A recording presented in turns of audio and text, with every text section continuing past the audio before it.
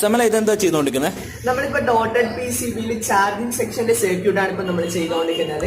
പഴയ ഒരു ബോർഡിൽ നമുക്ക് വേണ്ടുന്ന കമ്പോണൻസ് ഒക്കെ എടുത്ത് ഇതില് സോൾഡർ PPT സോൾഡർ ചെയ്ത് അതിന്റെ മേലെ നമുക്ക് വേണ്ടുന്ന കമ്പോണൻസ് ഒക്കെ പിടിപ്പിച്ച് കോപ്പർ വയർ വെച്ച് കണക്ഷൻ കൊടുത്താണ് നിങ്ങൾക്ക് ഇപ്പൊ കാണാൻ പറ്റുന്നത്.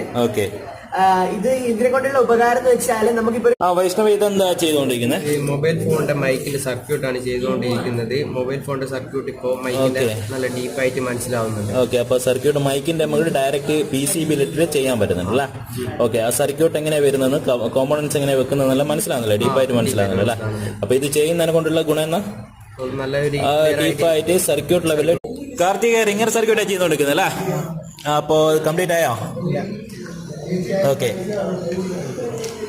നിവേദ കഴിഞ്ഞ? ഓക്കെ